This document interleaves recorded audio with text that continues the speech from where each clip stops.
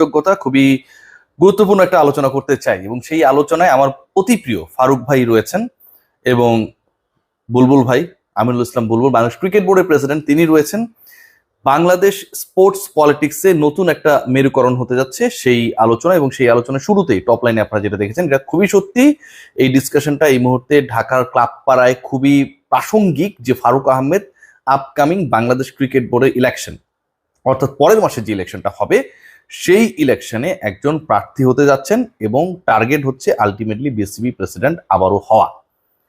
এই আলোচনা করছে এমন একটা সময়ে, অথবা এই আলোচনার প্রেক্ষাপট তৈরি হচ্ছে এমন একটা সময়ে, ঠিক যখন ইলেকশনের বাকি মাত্র 1 মাস, ঠিক যখন আমিনুল ইসলাম বুলবুলের নেতৃত্বে বাংলাদেশ ক্রিকেট বোর্ড ওই যে ক্ষয়িষ্ণু একটা সিচুয়েশন ছিল, যেখানটায় বাংলাদেশ ক্রিকেট বোর্ডের রেপুটেশন, বাংলাদেশ ক্রিকেট দলের পারফরমেন্স, বাংলাদেশের ক্রিকেটারদের পারফরমেন্স, সক্ষমতা, বাংলাদেশ ক্রিকেট বোর্ডের ক্রেডিবিলিটি, সবকিছু নিয়ে অনেক বেশি প্রশ্ন তৈরি হয়েছিল।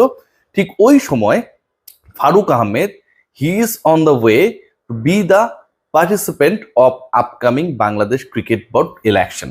এবং এই পার্টিকুলার ইলেকশনে ফারুক আহমেদ প্রার্থী হবার ক্ষেত্রে অথবা তাকে প্রার্থী করার ক্ষেত্রে একটা বড় মহলের ইন্টেলেকচুয়াল অ্যান্ড ফিনান্সিয়াল ইনভেস্টমেন্ট রয়েছে বলে মার্কেটে চাউর হয়েছে।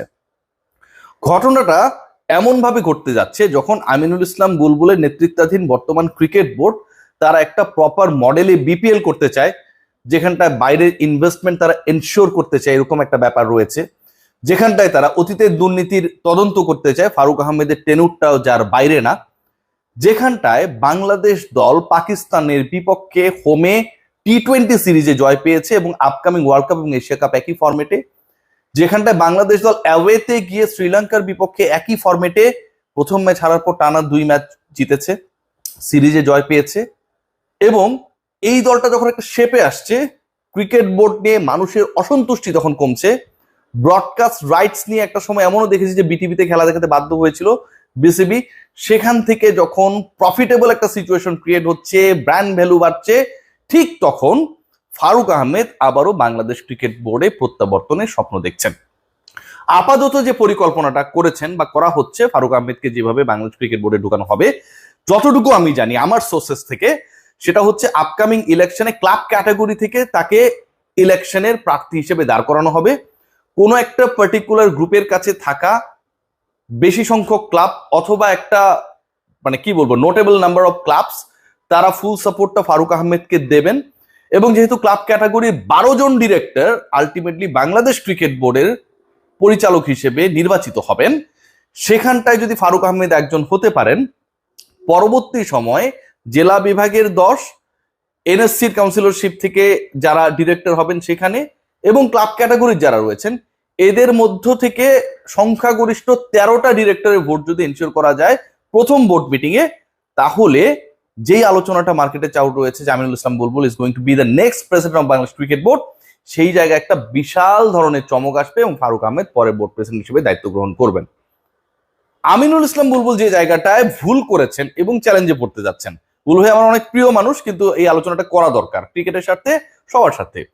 আমিনুল ইসলাম বুলবুল, আমার কাছে যে খবর রয়েছে, এবং এটা বুলবুল ভাই নিজেও খুব ভালোভাবে জানেন, তিনি অন্তত 6 থেকে 7 জায়গায় নিজেই, অনেকেই সেই ফোনস রেকর্ডস গুলো অথবা ফোনে কি কথা হয়েছে সেগুলো রেকর্ডও করেছে, শুনিয়েছে আশপাশের লোকজনকে, তার ক্রেডিবিলিটি নষ্ট হয়েছে, যে পরের ইলেকশনে তিনি প্রার্থী হতে চান, আগামী বিসিবি ইলেকশনে তিনি প্রার্থী হতে আগ্রহী, এইরকম একটা ইচ্ছার কথা।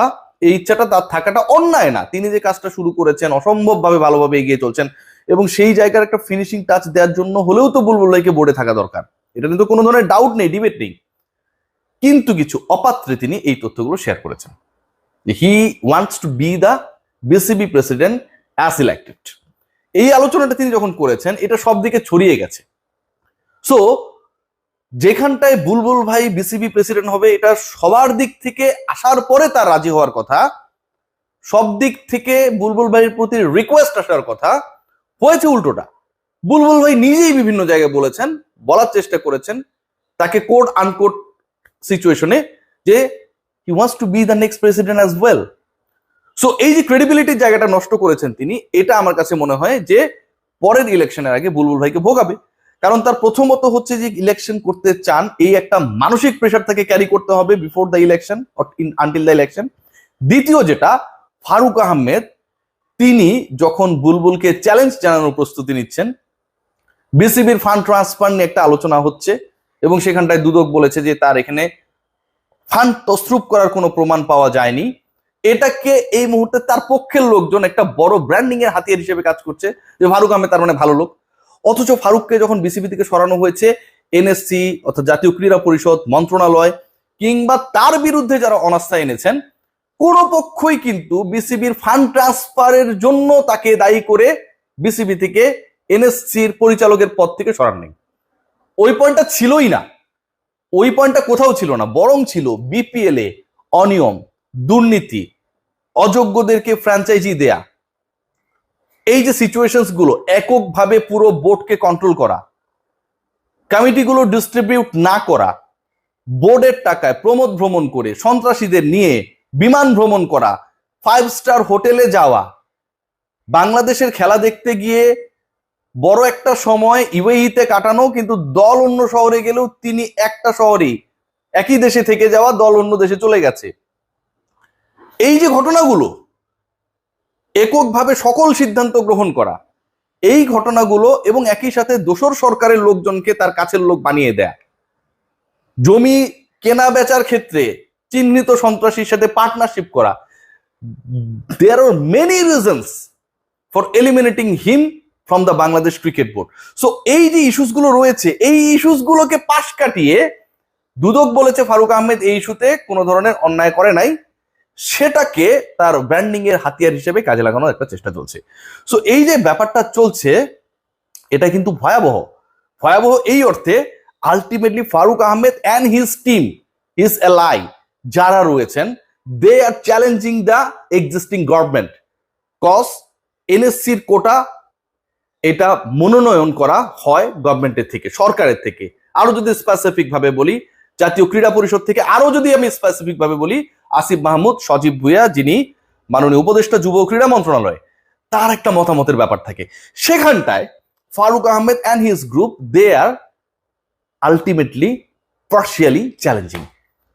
So it's going to be a big challenge in the upcoming month for Aminul Islam Bulbul, যে ফারুক আহমেদের এই চ্যালেঞ্জটাকে তিনি কিভাবে নেবেন। So many drama to go. আমার কাছে যে তথ্য রয়েছে, upcoming time is going to be very dramatic, very crucial.